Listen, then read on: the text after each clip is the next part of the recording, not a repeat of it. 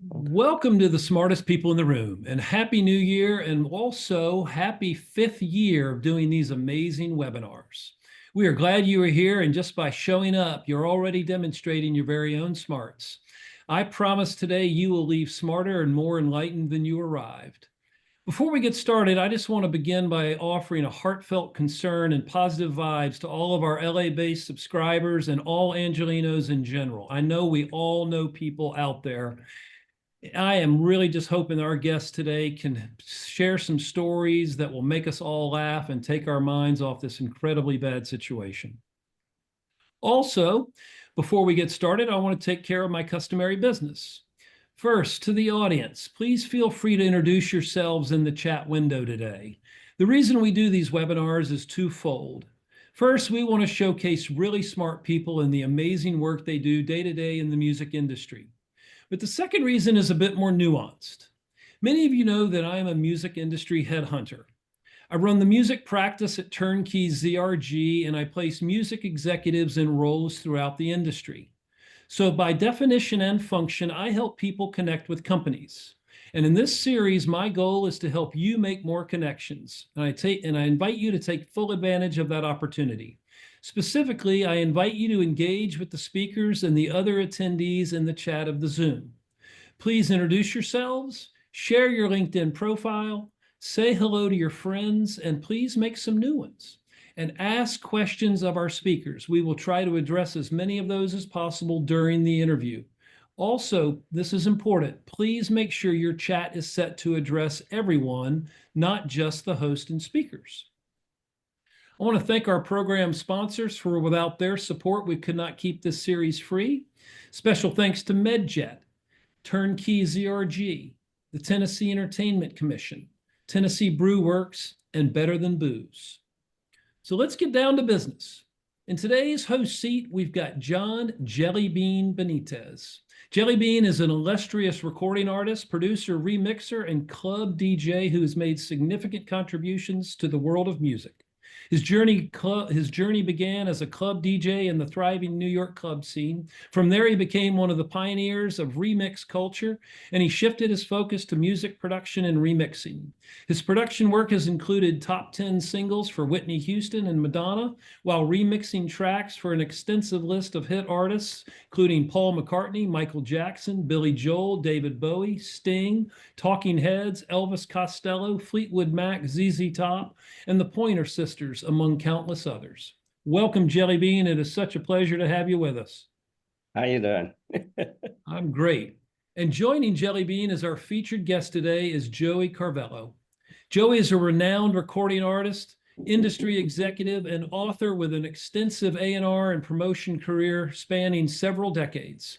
He began at RFC Warner Records and later joined Atlantic Records, where he helped promote and sign artists including Robin S., Louis Vega, Mark Anthony, En Vogue, and Jellybean, helping the label earn the title of Billboard Magazine's Dance Music Label of the Year. He's worked for Champion Records and based in the UK, Hola Records, Priority Records, and TVT Records, and personally launched the radio careers of artists Little John, Pitbull, and Ying Yang Twins. He is the author of the recently published memoir, The Boston Hustle, and we are going to hear all sorts of goodies from that book today. Welcome, both of you. Please take it away, boys. Thank you. Hi. Hey, JB, what's going on? Hey, man. Hey, there you go. There you go. You look good. I feel good. How you doing? I'm very good. Very good. Well, thanks for doing this with me. I appreciate it. Yeah. Just we can't seem to get away from each other, buddy. So you're the host. I'm the artist this time. How's this feel? To me, this is weird because I've always been a promotion guy. I've always been that guy standing to the right, and here I am. And hit me up. Let's go. What do you want to talk about? So, well, I want to talk about your book because it's amazing that you were able to remember all of that stuff. Something? That's what Luongo said. John Luongo is just my first mentor, but my biggest critic. And I was shitting my pants when I sent him the book because I said, I just know he's going to fucking find something wrong with this. It took about a month, and he finally got back to me, and he said exactly, he goes, I was going to ask you something. Two things. He said, how the fuck that you remember the details, and why are you still alive? You know, I said, Prevagen. I did get Prevagen. It was once I started, I started this 11 years ago, JB. I think I talked to you when I first started this. And it's morphed into something different over the years. For what I started and where I brought it to is very, very different. I want to keep all the positive, all the good stuff. I want to keep it short because I have more to say. We left it wide open.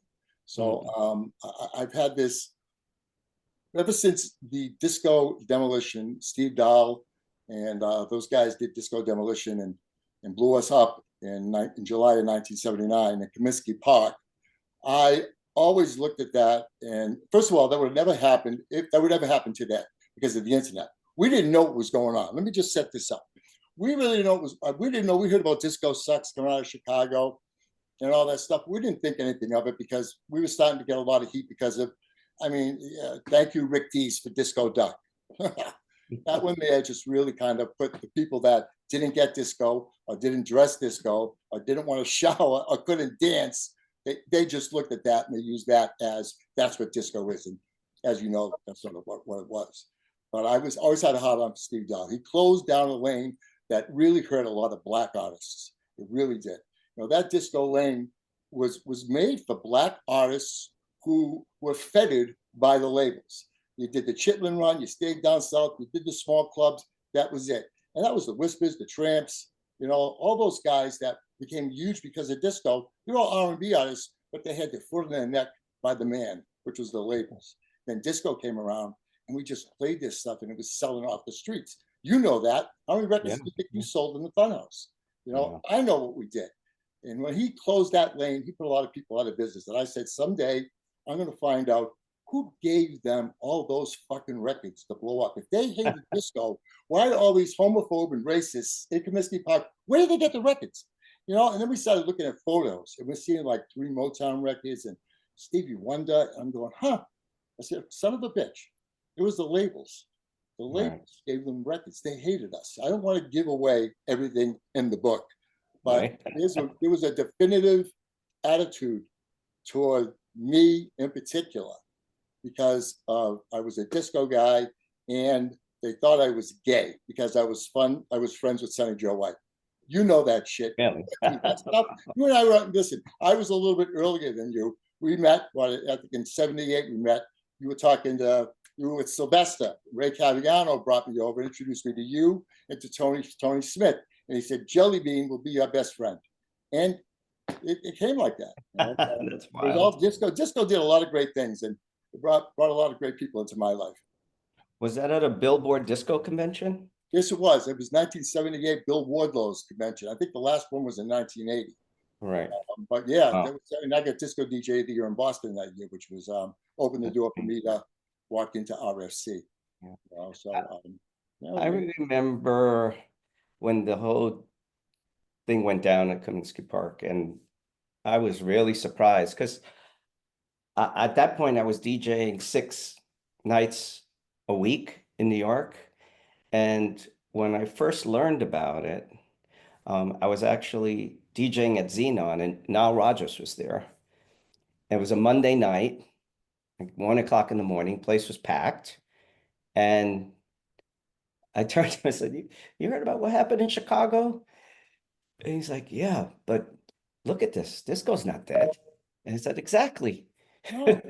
It was the labels that tried to kill. They really wanted it.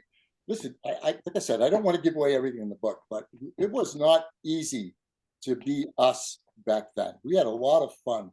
We took a lot of heat, and I really felt it. Warner Brothers was the last label to get into the disco business, and they really, if it weren't for Ray Caviano's personality, drive, and sellability, I don't know if Warner Brothers would have ever gotten the disco business, and they begrudgingly did. Trust me.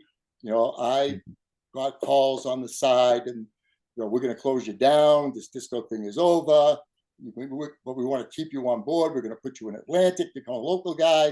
And I was like, holy shit. And I remember when I first saw it, I was watching Dan. When Dan, I knew things were going to start to change for us.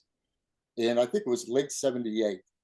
I watched TV and Dan Rather came on to talk about, I got Joey. yes, you still there? Hello. Hello? Yeah, okay. I can Yeah, see, I hear you. okay. I can't see you though. That's okay, but you can hear me. I can hear you. I just remember watching TV and somebody saying, "Look what's on TV," and Dan Rather came on. There's a new thing in town. It's a new music. It's called disco, and Studio 54 is. And I was watching it, going, "All right, it's over." The following week, my Uncle Tony shows up with his gumar and the matching green jumpsuits, doing the disco on the thing. I said, "That's it. The lifestyle was going to be over." And had to get, to me, we had to get small again. We got so big, so fast that, I always thought disco was a more personable thing. And I went back from being in a big club back to the medium-sized clubs. And I worked in Boston until 86. That never died. We still went crazy. It just morphed into something else. The British invasion. That was just, pop. I remember when RFC was launched and they had a Ray Caviano RFC Records party at Studio 54. I was there. Right? It was impressive. And I listen, I love, I don't know, I just, my people that don't know disco, their perception is that it was Studio 54. And once again, that's not true. It wasn't that. It wasn't all of that. That was the glitzy part of it. There was a street part of it. These are all discotheques were all dive bars. They threw up a ball, a couple of bows, 2 turntables, and bam, they had a disco. So there was a lifestyle that we lost when it got that big. Yeah, and it's evolved so much since then. In the finally, but the one thing it did, JD, it brought everybody together. I mean, I didn't know. Listen, I grew up a different way than I am now. And to go to be a white person to walk into a club and hear Soul Makossa for the first time, that was pretty big, and all of a sudden you look around and you say, "My God, I'm not the only white guy in the neighborhoods that likes this music." We just didn't have a place to go to listen to it. We couldn't listen to it in our neighborhoods because our friends would beat us up. It was horrible.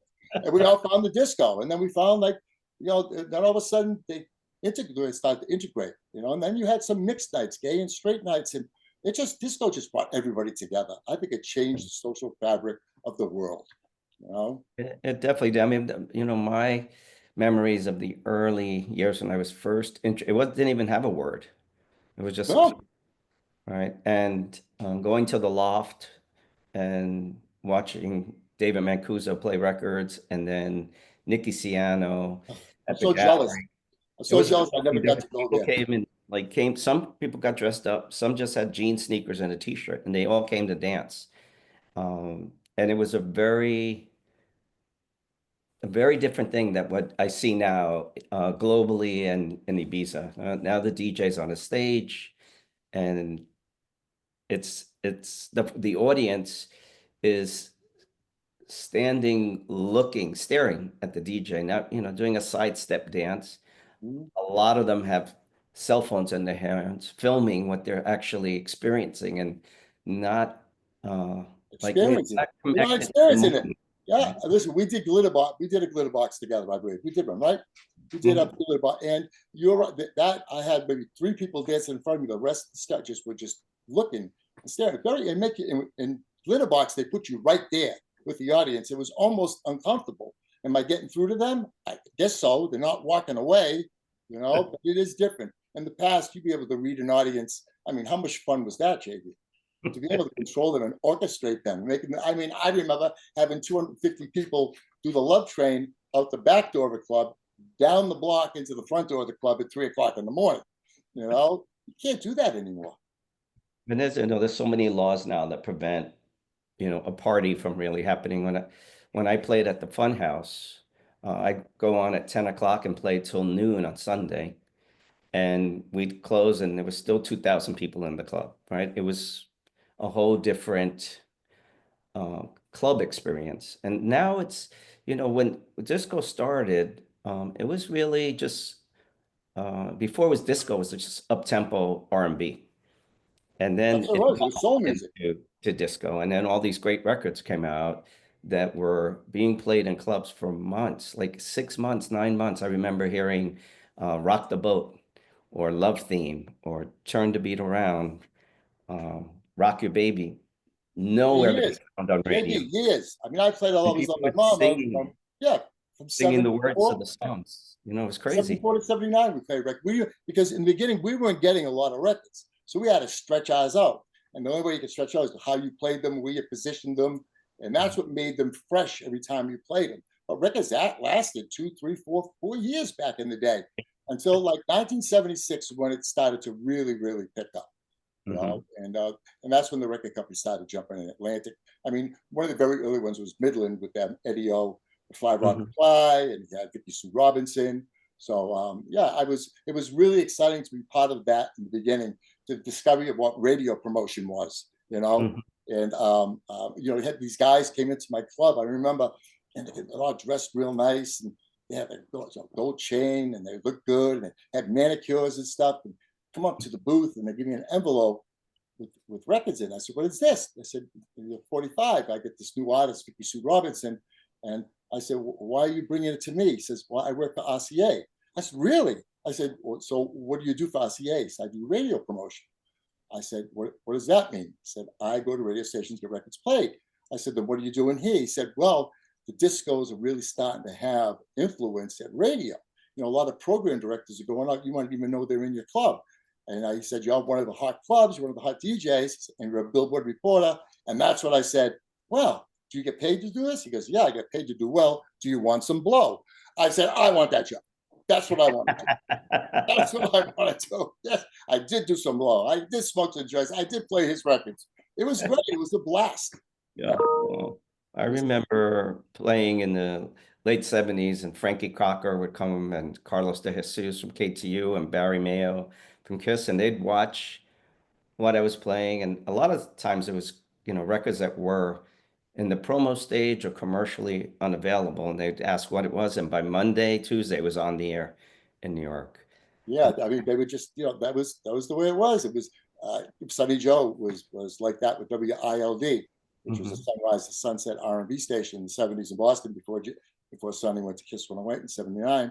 And I saw Sonny in the club, and all the girls would lose their mind. "Sonny Joe, oh, Sonny Joe." It's okay, guys, you're barking up the wrong tree. Anyway, he just would come to the club, and he'd come over and said, "Sonny wants to know what that record is." And I write it down, piece of paper, send it over to him, "Thank you." And he'd wave and go to the next club. I always seemed to be the early. A lot of people came to see me when any artist came to Boston. John Luongo ran the record pool, really ran this market, would send them to me first, so I would warm them up. You know, I said Donna would come first. I'd be the first DJ see, and you know, they knew that everybody partied back then. So send them to Joey first. Joey will make sure they're good for the rest of the night, and he'll set up after hours for them too. And we did every time. I don't know, the village people in my apartment for 2 straight days, I think it was. It was a blast. Those days were just so much fun.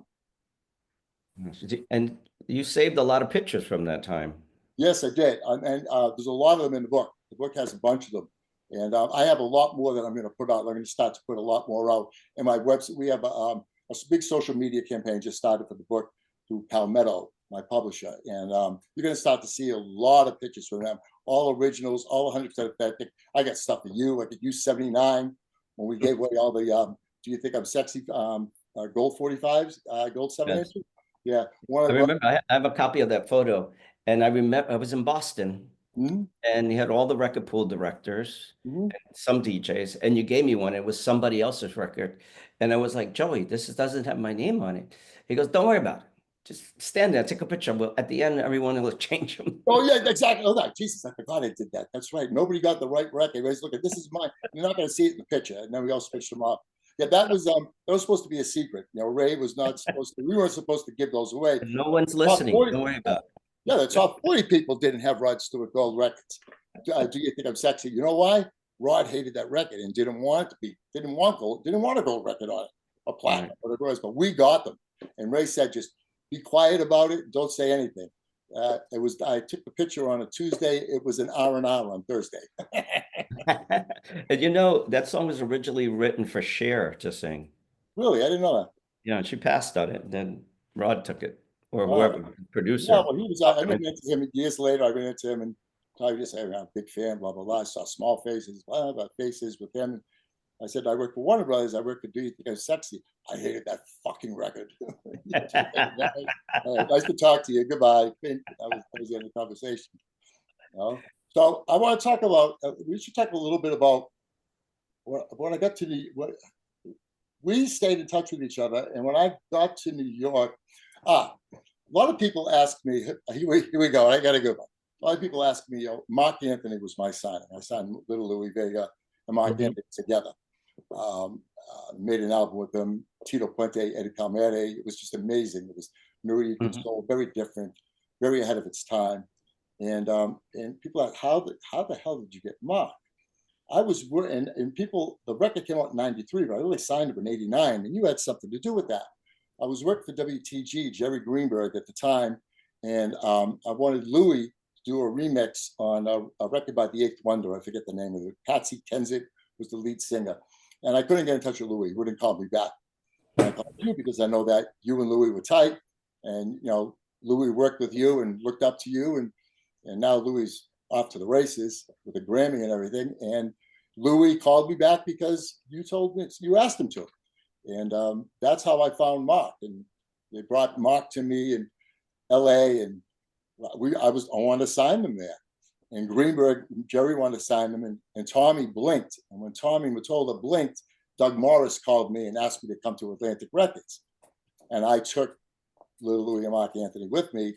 And then immediately after that, we had our meeting, and I signed you to Atlantic. Yeah, that's wild. Yeah, it was a full circle. We had fun. Right on the Rhythm. Was that the name of the song? That was the name of the Louis Vega Mark Anthony song. Yeah, that was the first. That was number one record, and we got some airplay on it. But it got Mark noticed. And when I first met Mark, we go back to he didn't say two words, and I don't know if anybody knows this. Mark was a stutterer, and when he didn't say anything, but he could sing his ass off. And when the success came, boom, he was gone. And he did a movie called The Big Night, but Stanley Tucci was in it. And Mark played a waiter in it. It was his first movie part. And it was a non-speaking part. He didn't say one word the whole film. And he was still in the process of getting past this problem. And then when he had his hits, bam, that was it. Sure. Wow. I was a music supervisor on a film called Carlito's Way. And in the opening scene, we shot it at the Palladium. And Brian De Palma wanted a Latin band. So I called Mark to be there. If you watch it, you'll see bits and pieces of him, but every once in a while, someone will say, "Hey, is that Mark Anthony?" And I was like, "Yeah," before he made a record. Yeah, and he was so humble about it. He's always, whenever I run into him, he's always like, "Oh my God, Joey, thank you so much. This guy over here." So it's very, very nice about it. Louis the same way. You guys are like DJing like crazy places now. You guys, the whole DJ thing. I still, when I look at the whole celebrity DJ thing, and I'm going to talk about you for a second.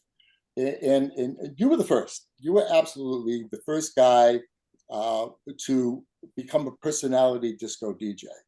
Before David Guetta, all those guys, all that, you were that guy. And those guys came late. They were all computer DJs, and you still DJ, you CDJs, but you still use vinyl. When you're out there doing these international things, how do you do it? How do you stay as relevant as you are and as good as you are without being the kind of programming DJ that's out there now that just programs and puts it, you play with discs. How do you stay that relevant? Well, I listen to music all day long and lots of different things. I find that, music works universally. Because one of my favorite places to play is in Japan. And I could play songs and you could have 2,000 people singing all the words. And at the end of the night, I assume that they speak English. They just memorize the words. They have no idea what they're saying. Right?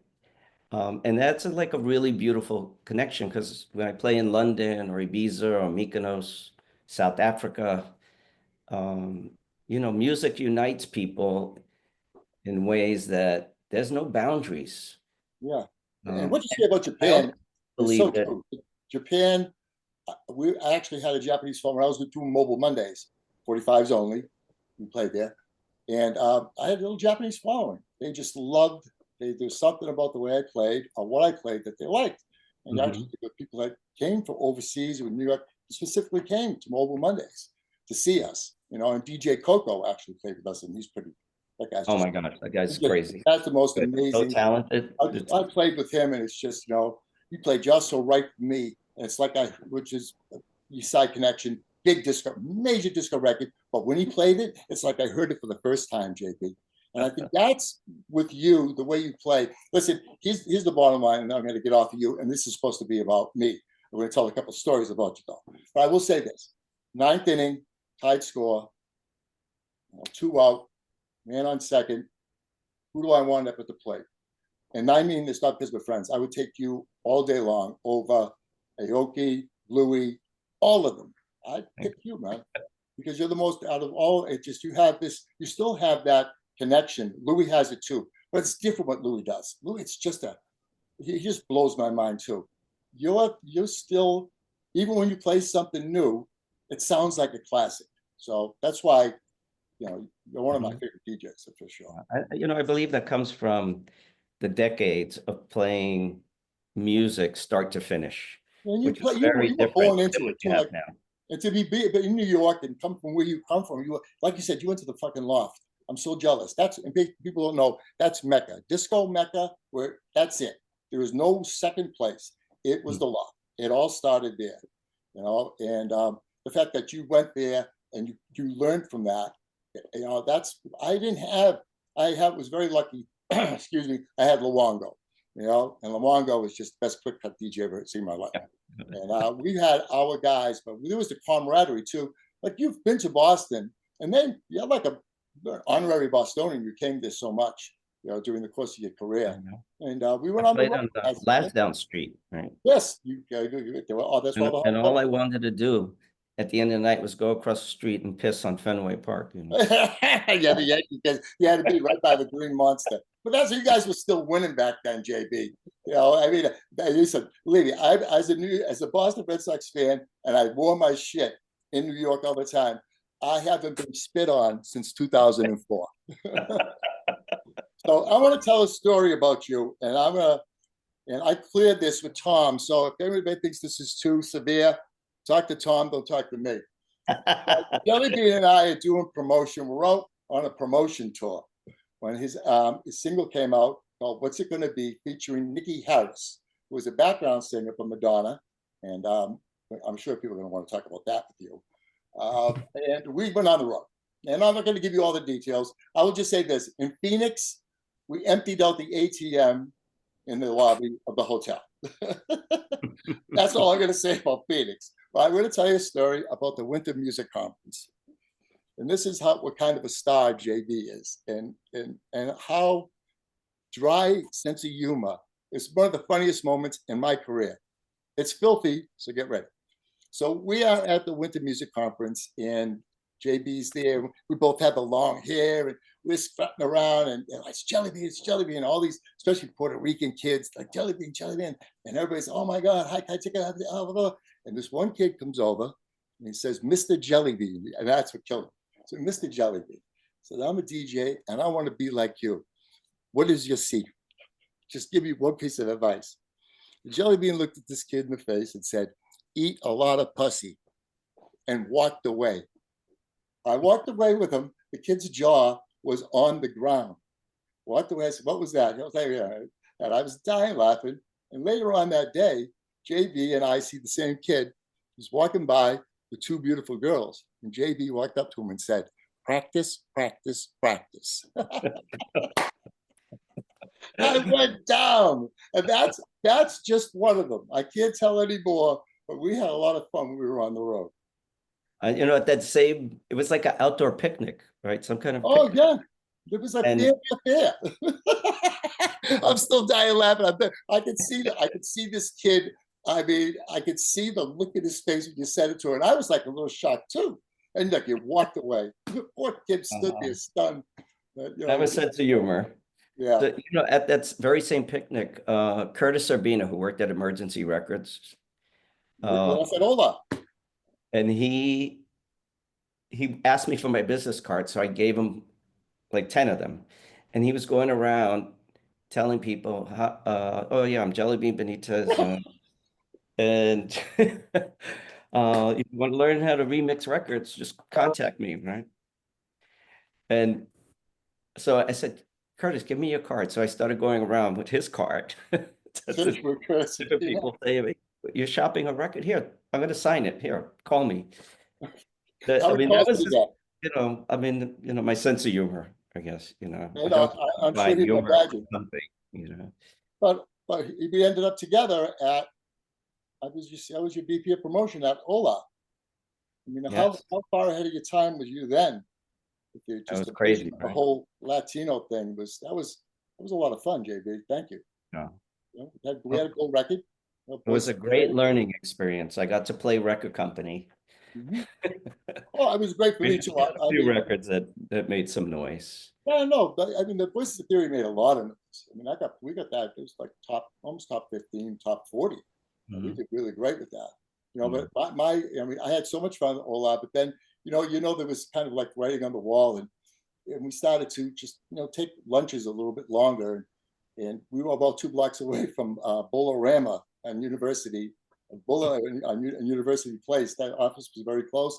JB, I was bowling like I started bowling like 120. By the time I left Ola, I was like 170, 180. So thank you very much. Actually, you joined us a couple of times. Yeah, We went bowling that's how I subsidized my record collecting, playing pool and bowling. and bowling. You were good, and you're also a good basketball player too. We played 2-on-2. I think it was you and Richie Balsbaugh, the owner of Kiss 108. It was and it was Jerry Brenner and I. And I remember that Jerry yelled at me because you were in the corner taking a jump shot, and I kind of backed off and let you take it. You go and swish, and then you do it again, swish. And Jerry looked at me and goes, "How many times are you gonna fucking let him do that before you start pounding him?" Say, hey, so that was that. It's a trash talker too. So, Yeah. you know, Those are just great days all the way around. It was a more different kind of camaraderie in the music business, even in the radio business. There was just a certain amount of camaraderie, and we hung out a different way than they do today. I feel bad for anybody who wasn't in the business up until 2005. Because after 2005, it was there was I could see the writing on the wall for myself. The day of the personality promoter, which I certainly was, I had good credibility, I had good ears. Those days were gone. You know what I mean? I knew I was just going to be a dinosaur very, very quick. So business has changed a lot. writing on the wall. I've been hearing rumors Mm. about your book, and it's maybe turned into a motion picture. Yeah, Is there anything you could say without? yeah, Well, I can can you talk. I'm not asking you to confirm or deny, but whatever you could share. We have script. It took us about 3 years. We have a really great script. I have my the film producer right now is Michael Reagan out of the West Coast. Used to be Brian Turner's partner in his movie ventures. And we had great writers, Stevie Long and Joe Vitale wrote the script. We did some edits ourselves on our side of the fence, and we got it out there. And the first person I went to was in Boston casting, Angie Perry, who casted 60 films in Boston in 40 years. Most recently, she did Beetlejuice. She did Coda, The Departed, and she's a friend. She grew up about 2 blocks away from me, and she was in all my disco depths. So I had sent it to her, and she flipped out. So I knew I had something. So we started to get out there, and the calls are coming in, and we're pretty confident that we'll be able to make an announcement come March in that zone. I mean, Great. we've got one major studio that's already called.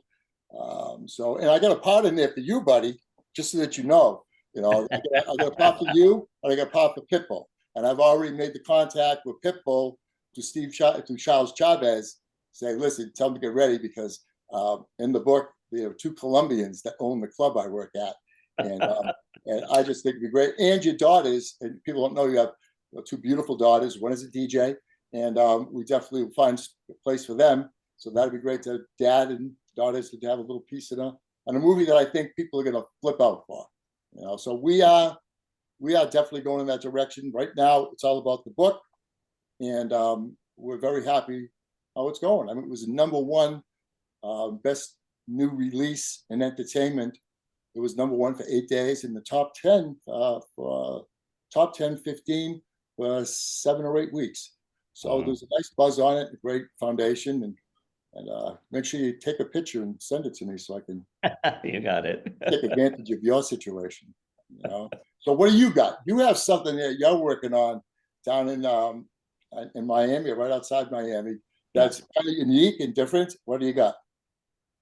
I'm actually going to open a record store. Well, more of a vinyl music experience. So I just been buying a lot of collections recently. I just don't know how many I'm going to put in the store. It's like I'm Are you a doing? vinyl junkie, but it's gonna, I'm creating the entire space, which is 2,500 square feet, is going to be completely soundproof and isolated, so it'll float the same way a recording studio does.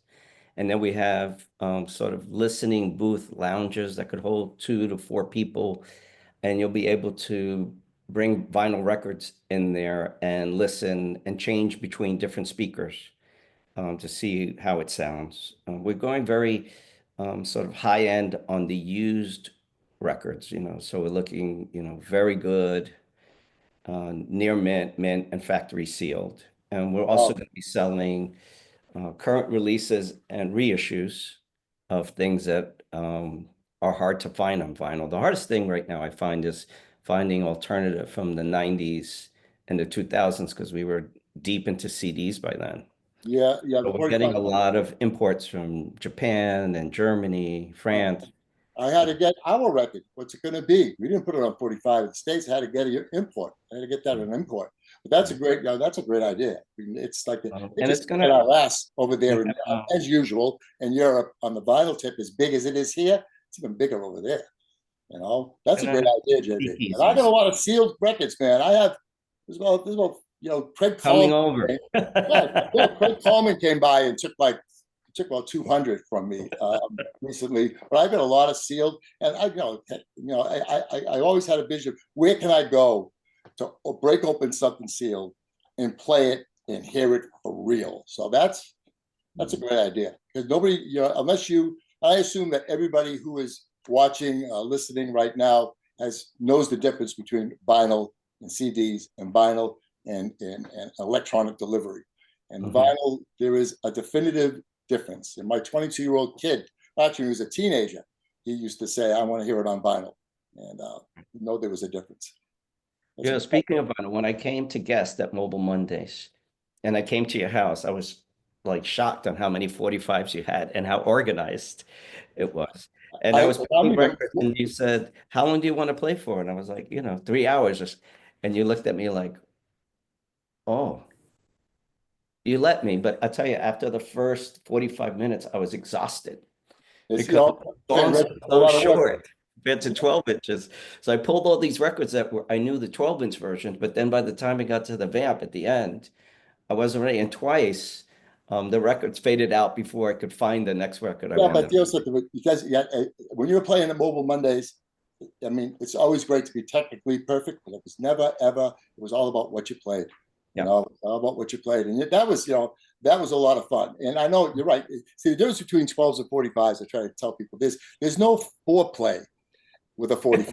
With a 12-inch, you put it on, you kiss, you hug, you fill her up a little bit, and bam. 45 is like, you just got to start fucking right away. Boom, boom, boom, boom. You know what I mean? You get 16 beats before the vocal comes in. So yeah, playing 45s, which I love. People ask me, they say, why won't you switch? I said, I love the effort. I love the work. I love the sweat. I love to shit my pants. Am I going to make the friggin' mix? Holy shit, where's this record? I love it. When you watch me play, it's like you're watching a frantic maniac. I'm very organized, but I'm just a frantic looking DJ. I have a blast, But yeah, when you came, I have about 15,000 45s now. My house collection is amazing. So anytime you need them, JB. In Europe, there's lots of 45s, not too many here that are in great. Most of my stuff, I would say that 90% of my house 45s are imports. 90%. I mean, the 12 inches, you can still get them domestically. 45s, I had to get them from over there. and they're out there. You know, I found all the records I wanted to find so far. I found the 45 on. You know. Mhm. I'm going to go play in London on Friday, next Friday, and I'm going to get there on Tuesday. So every day I'm going to 4 record shops. Really, you're going to go to Defective. You got Defective and Juno. Those are the two that I missed when I last time I was there. But I got to get to those guys. They just have everything. Yeah, You know, it's crazy how much yeah. vinyl is available there. And I want to go to South America to look for stuff because I'm sure there's great stuff there because they got into the CD thing late. Yeah. And you know, sort of 90s and early 2000s rock alternative was on vinyl there, and it was never released on vinyl anywhere in the world. So Yeah, there's it's just the whole European, like the whole European thing on the bottle tip. They just kick our ass, and I just say look at the labels, and I'm drooling when I look at Atlantic's catalog. I said, boy, the 45 box sets that they could put out, it's found money. Like on the old days when Atlantic think they were going to have, you know, they get to the second quarter and say, shit, we're going to have a shitty year. They put out they make a Led Zeppelin box set and make the year. So I don't know why that was the joke. They do a Genesis box set or Zeppelin box set and make the year. And I just don't understand why they can let all that catalog sit there. And 45 box sets, I buy them all day long. I mean, they can do big numbers, and you know, I just don't understand why they just don't do that. I know that, you know, I talked to many people about it in the past, and it's the effort that goes into it. I guess that everything is so easy now, JB. It's too easy for them. There's no, I mean, I could never do it today. I could never work within a label today. My personality is too big. My passion is too strong. And I'm not saying that the guys that are working today that are doing this don't have passion, but it's not as required as it used to be. You know, so that's. I find that it's more about statistics than music at times. You know, and that it affects radio, and that's why, you know, radio just so difficult to listen to it today. I mean, we were talking earlier before the call. I mean, there hasn't been a male R&B black solo artist like a Luther since Usher. I mean, there were no black groups, and on the white side, let's put it on the pop side too. On the pop side, there's just, you know, a lot of single artists, but no groups, no more groups anymore. And it just seems like, you know, when you don't have a plethora of groups, you just have certain writers writing the same stuff, and it just always comes out the same. It's just like, how come? Why are the songs not as good as they used to be? Have we run out of things to talk about or write about? Is it not cool anymore to have a love song? I don't know. You know, I ask my son, and he says, "Dad, there's a change," and he loves, you know, Kendrick Lamar. I mean, that's one of his guys. Loves Drake, which have soul. He likes all the hip hop artists that have some soul to them. He said, but he says, we don't have what you have. You know, I mean, and he would love to have that. As he watches the '70s show, and he says, I'd like to go up like that. Yeah, I did. You know, music was great, and you, I mean, you've worked so many amazing songs. Do you get approached anymore? Have you been asked?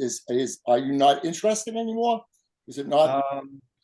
Well, here's the thing about that. You know, I get asked, I don't know, every other week if I'd be interested in remixing a record or producing a record. I just don't like working with deadlines when it comes to that, you know. So that's the one thing, you know, they say, here, you got to do it. And when you finish, we'll deal with it.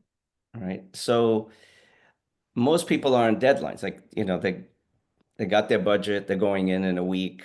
You know, I find that it takes time to put a whole album together. It works for new artists because they took, you know, their entire life to find the songs and write the songs for that first album and then become successful and then have a very short turnaround and expect it to duplicate the success Talk about because they Christopher have Cross. momentum and Yeah. heat surrounding them. And I find that, you know, those second albums are not as good as the first. Yeah. It's just, you know, they have 5 months, 8 months to put it together while they're touring. And it's just, they don't have the same leeway. And, you know, I did for a very long time love making records. And then it stopped. And I really believe the reason it stopped is because I found myself as a DJ playing all the records I worked on, not necessarily the best records that would make a party happen. So I wanted to go back to just listening to music like I did in the beginning and play songs that I love and want to introduce to a broader audience. Yeah, I've caught a couple over the past couple of like that Heaven record by The Vision. That's a house record that I thought should have. I wish the hell. Anthem. Yeah, Anthem. I wish I could reach back and just pull the years away because I would take that record and I would have run. I would have had another. I would have had another Robin S. With that. That would have been another Show Me Love for me. There's no doubt about that. You know, I mean, that record was right there. But defective. They didn't want to. They didn't want to deal with the states. Nobody says we're doing fine with it without licensing it or giving it to anybody. You know, and I approached them several occasions. Said I'd love to work it. I'm not interested. That's such a sin because that was. Wherever I play that song worldwide, Croatia, Japan, I went to South Africa. I mean, that record was Everywhere. so embraced. And everyone knows all the words to it. I found myself playing it and turning it off and having them sing the chorus and then bring the music back in. And I said, but this came out during the disco era. Oh, it's just spaghetti. This came on the house era. One pop record. The house of disco. This would crossed over. So if people are watching, interested, it's The Vision. The song is called Heaven, and I know Danny Krivit also did some great edits on that. And those records, if we could just get one after the other, I think that we could actually make a bit like of a comeback. I don't know. I mean, it's so much easier to play Taylor Swift another 30 times and give a new shot, I guess. I mean, I guess, and that's the truth. They don't have any ball. The poor program, there were still some program directors out there who were the guys that were the trendsetters, the tastemakers, the guys that, I'm not going to mention the names, they're still out there and they're miserable. Those fucking guys are just miserable doing this. But you know something? What else are they going to do? They get a job. It's too bad. Radio's just used to be where we went to find it, and it's not like that anymore. Maybe it'll come back around. We'll see. I'd love to see Zip Code Radio come back. Well, that'd be great. Then they only care about their. Yeah, just play for your market. I mean, who cares? Just and have your DJs. These are your best. They used to be my best friends growing up, even at the Kiss 108 days. Into the 2000s. Into the 2000s, it was still like that. 2005, 2000. To use my code, everything changed. Wow. Your one-time identification code is 7231.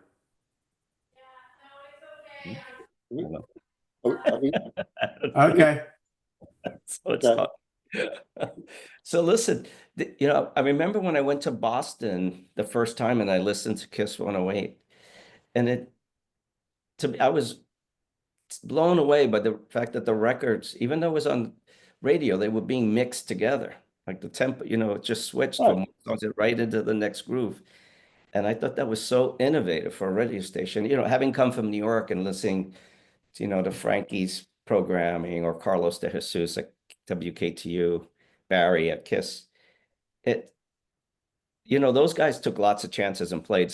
They all had their own record that was right for their station. But radio goes zip code, that would be. Yeah, I mean, that's what we were like local artists that don't mean anything nationally, but would mean a lot in that market and to that listening audience. Yeah, I mean, and you're right. I mean, it was Sonny was an innovator.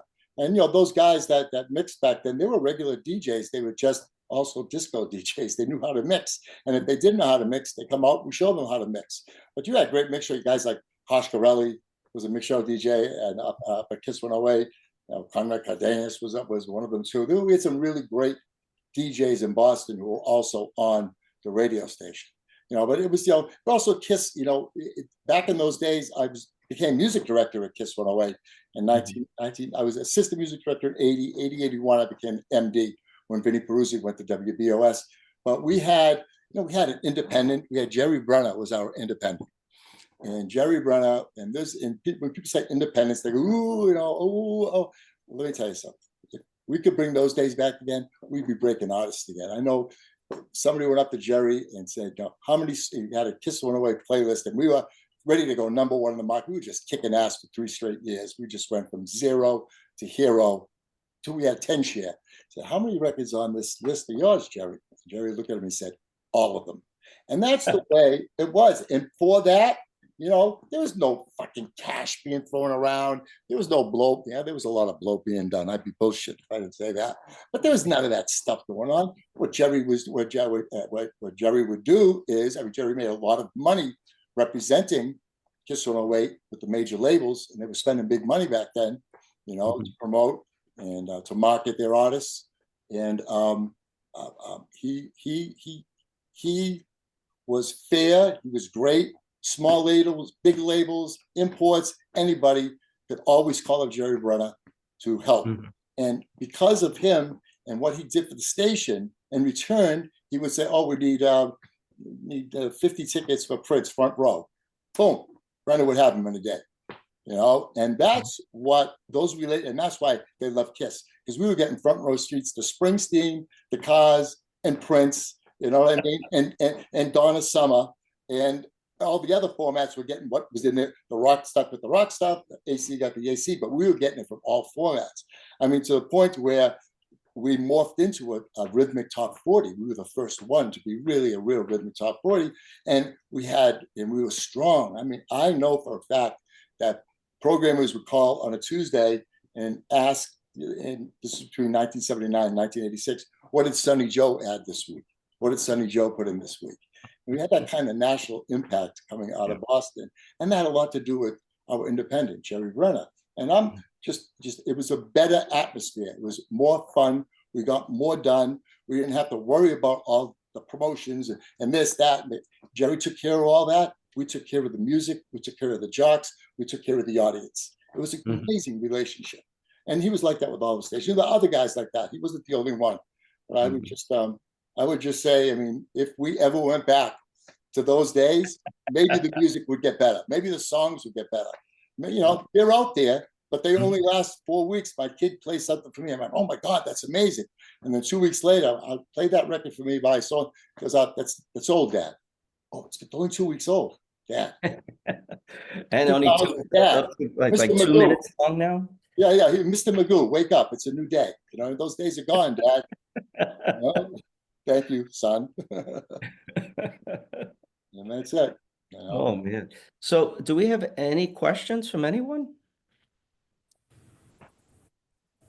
Anything out there?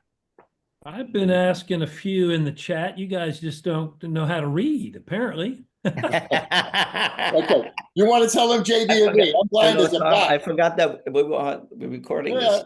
I'm like Mr. Magoo. That's all right. I'm like Mr. Magoo. I can't see. I do have a couple of questions. First off, Joe, I love hearing about Kiss 108. When did it sort of go over to the dark side? When did iHeart acquire Everything went to the dark side when deregulations came around, bro. 1986, deregulation ruined radio. Ruined it. Fucking ruined it. That was, you know, it was we were from Pyramid to Evergreen to Clear Channel. We were that station. We were the flagship of that transition of that, from going one company to another, and then Clear Channel obviously became iHeart.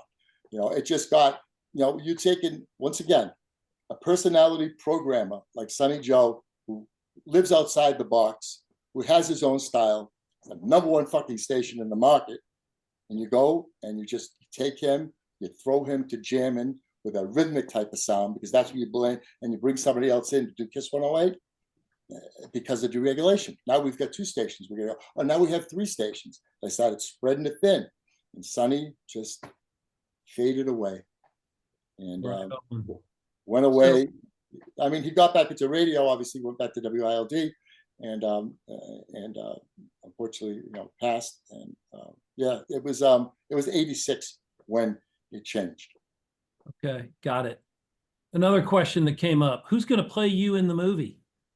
I have no idea. I mean, I got to tell you something. The only thing that I will be involved in when we do this, and also Angie will, to make sure that the accent is right, because I have to save the accent, because the Boston accent is starting to go away. I go up to Boston, I talk to my nephews, they don't have the accent anymore. Kind of pisses me off. Which, yeah, you know, they're starting to use their ahs and shit. What the fuck is that? There is no ah, you know. So I'll tell you who I like. I like this kid, Thomas DiMaggio, who was in the TV series American Housewife.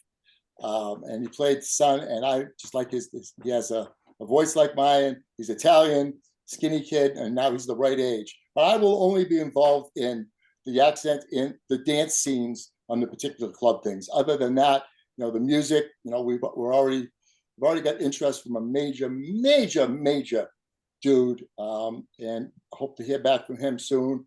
And of course, John Luongo will definitely be part of it. And there'll be remixes on stuff, and Jellybean will be part of that. But yeah, we're you know, Who's going to play Jellybean? Jellybean's gonna play. We don't. I know something so cool because I have to do that. You know something we have to. You know, thank you, Tom. I didn't even think about that. If I have him, he's gonna play. I want him to play one of the Colombians. That's a good idea. JB, who do you think? I don't know. Can I just be a production assistant and just hang out on set and watch it all go down? Come on to Boston. That's where we're gonna do it. I think it sounds like a great idea. I Another think question. it'll be a lot Another of fun. question for you both. Since you are disco experts, what is the singular top disco song of all time? What is the anthem? I know. Go ahead, JB. You got no. Yeah, you go. I've been around a little bit longer than you. So, Before you go finish the sentence, I was like, okay. So I would say "Love Is the Message" by MFSB, because that was the blueprint for a lot of disco records, that groove, and that And eventually house. evolved into house music. Yeah. You know, for me, Sol that's Makosa, Mano Dibango.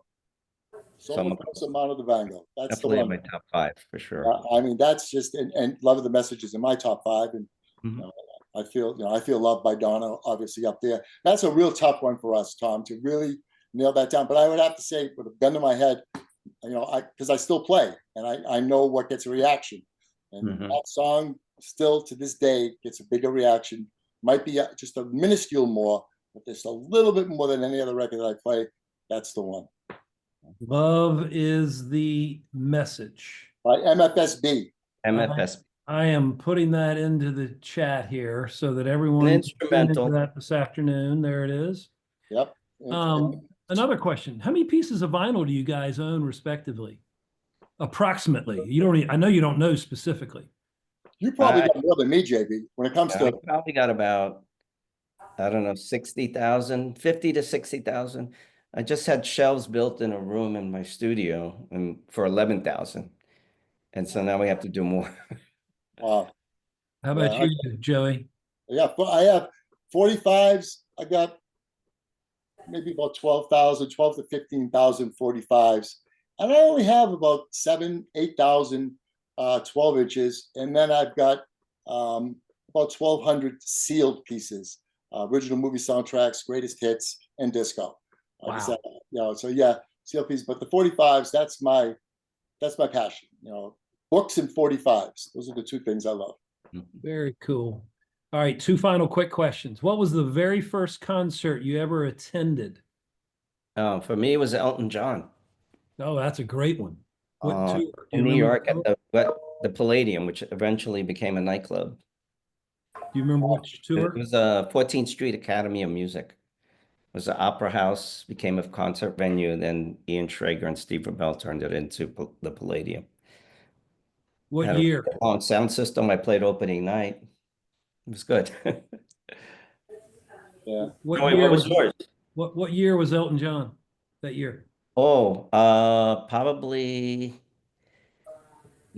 I would say 77, 78. He did it with a percussionist. I think the guy's name was Ray Cooper, is it? I don't remember now, but that That's was, the first one. yeah. Joey, what was your first show? My first show, not concerts. Don't forget, I'm a lot older than him. Not a lot older, but I'm older. Okay, you ready? You're gonna love this. Question mark and the Mysterians and the Barbarians at the Waldorf Hotel. At the Waldorf Hotel in Harvard Square. That was my first. That's concert show with another first concert, like Boston Garden thing. I am pretty sure it was the Garden. I gotta say the Garden was. It was Hendrix, Santana with Ravi. Yeah, it was Hendrix and Santana with Ravi Shankar. I think it Wow. was the first big Wow. concert I went to. That is a great one.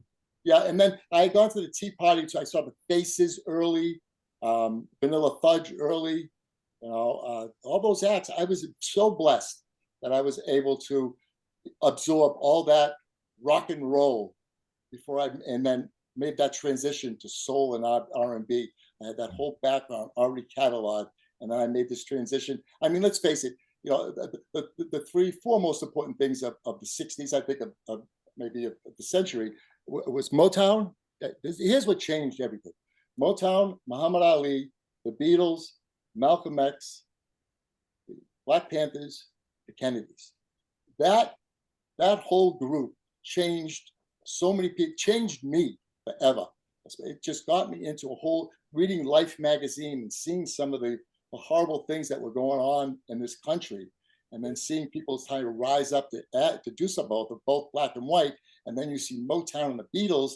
You see black folks all of a sudden into Motown, into the Beatles, and white folks were already into Motown. A lot of white folks who were in Motown didn't let anybody know they were in Motown. I used to have to hide my records because my friends had kicked my ass, called me an N-word digger because I like fucking the Supremes.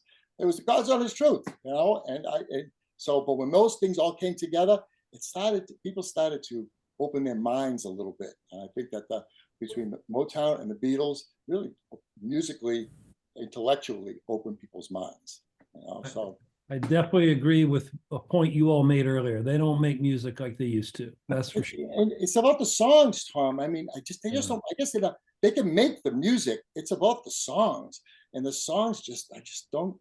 I mean, maybe I'm old. I mean, I just don't think that I'm like my parents. They thought the Beatles were the devil. The devil worshippers or something. No, I'm not like that. I listen to everything. My kid plays everything for me, and there's some stuff that I like. But like I said, 2 weeks later, it's gone, and there's something else. So, right. Listen, gentlemen, we need to wrap it up. First, let me say this, guys. Here's the book. It's called The Boston Hustle. Pick it up. It is a great read. There's so many great stories. We didn't even scratch the surface on this today. So, can't wait for the movie. Joey, I'll be there on opening night, whenever, wherever it is. Thank you, Tom. You'll be invited. I want to thank you both for doing this. This has been awesome. Thank you to my buddy David Yerman for bringing these two rock stars to our platform. Go Heels. And finally, guys, we're living in a weird world right now. LA is on fucking fire. So think of your friends out there. Send them a note. We have relatives that lost everything. It's just so horrible. Yes. Heartbreaking. We all know people that are directly affected. So say a prayer for them, reach out to your friends, let them know you love them and you're thinking of them. They need that support right now. And with that, I'll just simply say thank you very much. Well, thank you, Tom. This was great. Thank you so much. Thank you. Take care, Thank boys. you, JB. Thank you. Take care, brother. Okay, bye-bye.